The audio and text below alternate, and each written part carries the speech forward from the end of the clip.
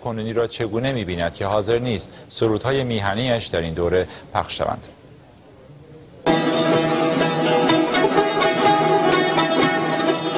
در شرایطی که مردم ما در بخش ایران فرو رفته‌اند و در شرایطی که این خس و خاشاک با طوفانی که آقای احمدی نژاد به پا کرده به حرکت در آمده‌اند، صدای من جایی در تلویزیون و رادیوی صدای جمهوری اسلامی ندارد و اینی که مؤکداً خواستن یه صدای منو پخش نکنن و باعث ناراحتی نشن و تجاوز به حق و حقوق من نکنن. این صدای خس و خاشاک و همیشه در خس و خاشاک خواهد.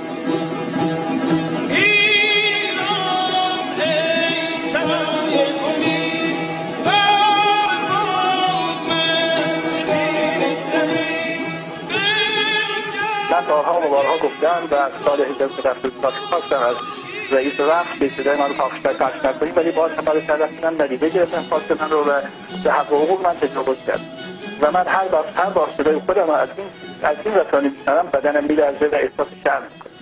اینی که مؤکداً از این رئیس جدیدم خواستم که دیگه به حقوق من تجاوز نکنن و صدای من رو از این رسانه دیگه پخش نکنن. این سرودهایی که من خوندم در سال 1357 و 58 به خاطر اون حرکت رستاخیزی بود که مردم انجام داده بودن و برای اون حرکت بود. ولی حالا میبینم که این سرودها رو دارن تو صورت من و امثال من و مردمانی که من دارشون خوندم میزنن. اینه که من دیگه اجازه نمیدم که این سرودها رو اینا همینجوری پخش بکنن که اینا هیچ حقی در این سرودها و صدای من ندارن.